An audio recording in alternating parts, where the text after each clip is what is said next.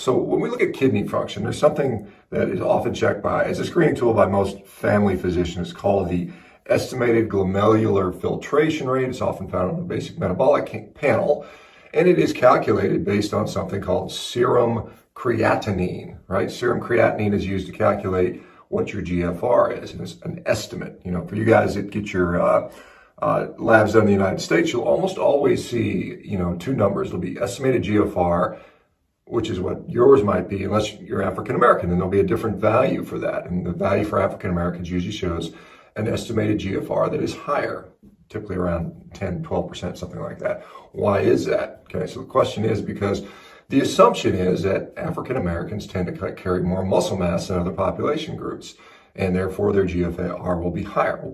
Creatinine is basically a reflection of body protein and protein turnover, more or less. And so the standard way to measure GFR calculated, remember it's an estimate, using creatinine-based measures, have a big flaw in that. And the flaw is protein turnover. And so people that have a lot of muscle mass, people that work out really hard, or people that are eating a lot of protein will artificially see a decrease in GFR. Remember, low GFR is considered bad, high GFR is considered good. One of the cutoffs often used is below or above 60. If you're below 60, that's signs of early renal failure. You know, some people call that class 1 chronic renal insufficiency. Above 90 is considered pretty good, and then above 100 is considered, you know, totally good. And so what happens if you go on a high protein diet, a carnivore diet, and all of a sudden your GFR shows up low? Well, your doctor's going to say, hey, you need to cut back on eating all that protein and red meat, and oh my gosh, your kidneys are frying. That most likely is an error. It's most likely due to their inability to understand the physiology. And so there's another test. It's called Cystatin C. It's spelled Cystatin. Most physicians haven't heard of it. Most physicians don't know about it, but it is a very widely accepted tool for measuring, another way of measuring the estimated GFR. And it does not depend upon protein intake or protein turnover or muscle mass.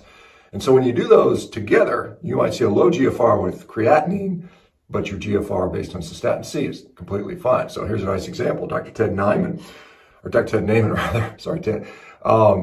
had his done recently, and he saw the same exact thing. He's Ted's lean, he's fit, he's healthy. He eats a high protein diet. He's the author of the protein energy ratio diet. For you guys that may or may not know him, who he is, I've interviewed him several times over the years. And he went and got his labs done. Oh my God, his GFR was 54. That's going to be low, right? So what did he do? He did what any smart person would do that has a sense of knowledge. He got a Cystatin C based test. And what did his GFR show up in that situation? Well, it was 112, which is fine. I can tell you from my own personal experience, I had very similar numbers. I think my GFR at one point I saw a 56. Checked it on Cystatin C, it was 118. So good question, important concept.